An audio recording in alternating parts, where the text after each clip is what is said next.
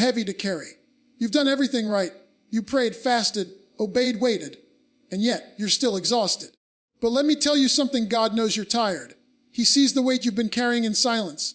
He sees the late nights, the silent tears, the private wars, and the moments you've whispered, Lord, I don't know how much longer I can do this. But the good news today is this: God is about to step in. The private wars. When you're at your weakest, He is at His strongest. When your feet are slipping, His hands are steady. This message is for the weary, the broken, the overworked, and the overlooked. This is a divine reminder your fatigue is not final. Your God is about to move. So if you're tired, worn down, or just hanging on by a thread, stay with me. Because the same God who saw Elijah under the broom tree, who fed the prophet with ravens, who parted seas for the weary Israelites, that same God is getting ready to part something in your life too. Now, let's walk through how and why God's about to step in, just when you thought you couldn't go any further. God sees what others overlook. When people walk past you, when they ignore the weight you're carrying, when they assume you're strong because you smile through the storm, they don't see the full picture, but God does. He sees the real you, the you that's pressing through pain, the you that's showing up for others even when no one shows up for you, the you that wakes up tired and goes to bed exhausted, still hoping, still trusting, still believing that somehow, someway, God's going to make a way. People judge the outside, but God sees the inside. He sees your discipline when no one claps for it. He sees your loyalty in seasons when nobody says thank you. He sees you get up to pray when everyone else sleeps. He sees the worship you offer when your heart is breaking. He sees the self-control you maintain when your flesh wants to explode. He sees the effort you put into doing the right thing even when it's the hard thing. God saw Hannah when she wept silently in the temple. Nobody else understood her pain, not even the priest. They misjudged her. They thought she was just emotional, maybe even drunk. But God saw the cry that had no words. He saw the years of barrenness, the mockery she endured, the tears that stained her pillow in the midnight hour. He saw what the world dismissed. And in due season, He remembered her. The same God who saw the widow give her last 2 coins is the same God watching you give your last ounce of energy, your last shred of faith, your last yes, when everything inside you says no more. You may feel invisible to the world, but you are never invisible to God. He is the God who sees. El Roi, the God who saw Hagar when she was cast out, wandering in the wilderness, mistreated, misunderstood, and forgotten. When no one else called her name, God did. When no one else provided water, God opened her eyes to a well. When she was on the verge of giving up, heaven showed up. And even now, in your tiredness, in your private struggle, God is watching closely. Every sigh you release under the pressure, every decision you make to walk in integrity, every time you choose to bless when you want to curse, every time you worship through the pain, He sees it all. Heaven is not blind to your burden. The throne room is not indifferent to your tears. You are not unseen. You are not forgotten. God is not just casually glancing at your life. He is watching you with the intensity of a loving Father whose heart is moved by what you endure. When you feel like you're walking alone, you're not. When others forget to check in, God checks every detail. When no one sends the encouragement you need, God sends His Spirit to whisper peace to your soul. While people may be overlooking your worth, your effort, your value, God is counting it.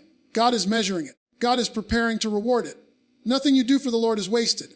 No sacrifice goes unnoticed in the courts of heaven. No tear falls to the ground without purpose. You may be weary in the natural, but something in the spirit realm is stirring, and God's attention is fixed right where others never thought to look. Spiritual fatigue is not a sign of weak faith. Somewhere along the way, religion taught us that being tired means you're not trusting God enough, that being weary means you've fallen short spiritually. But the truth is, spiritual exhaustion often comes not from rebellion, but from obedience.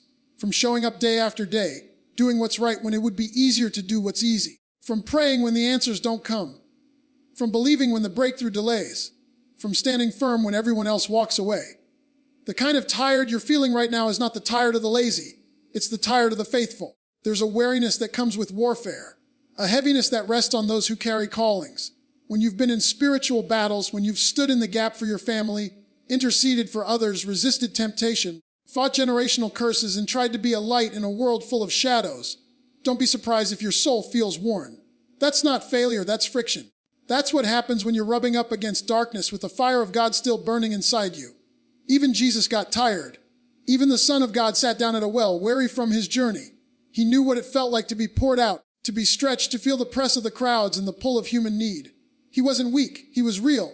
And if Jesus experienced exhaustion in His obedience, then surely your tiredness in doing the will of God does not disqualify you. It confirms you're on the battlefield, not the sideline. Elijah called fire down from heaven, defeated hundreds of false prophets, stood bold in the face of evil, and then, right after the miracle, collapsed under a tree and begged God to take his life. That wasn't a weak man. That was a man who had given everything. A man who poured himself out for the purposes of heaven and suddenly found himself drained, disillusioned, and desperate for rest. God didn't rebuke him for being tired. God sent an angel with food. God allowed him to sleep. God ministered to him before he gave him the next assignment. That's what spiritual fatigue is. It's a sign you've been operating in the trenches of obedience. It's what you feel when you've gone all in with your calling, when you've laid yourself on the altar again and again, and the fire still hasn't fallen like you expected. You keep giving, but you don't see the results. You keep planting, but the harvest hasn't come. You keep loving, but the wounds haven't healed. And in that place, the enemy whispers lies. He tells you you're failing, you're foolish, you're forgotten. But tiredness is not sin. Weariness is not surrender. Being worn out is not a disqualification. It's a confirmation that you've been walking by faith and not by sight. You've been pressing on when quitting would have made more sense. You've kept your mouth shut when speaking out would have felt good. You've walked away from things others would have run toward. You've honored God in seasons that didn't honor you. You've been obedient in obscurity. You've been righteous when no one else was watching. You've been kind when you didn't have the energy to care. You've chosen holiness over hype, truth over trends, God's will over your own wants. And now your soul is tired. Your spirit feels stretched. Your body aches with the weight of everything you've been carrying. But it's not because your faith is lacking. It's because your faith is active. Spiritual mountains while everyone else settles in the valley. You've been contending for promises while others are content with compromise. You've been sowing in tears while the world is dancing in distraction. And that kind of spiritual grind takes something out of you. Sign your breaking point is often God's entry point. We don't like to admit it, but there are moments when we come to the edge of ourselves.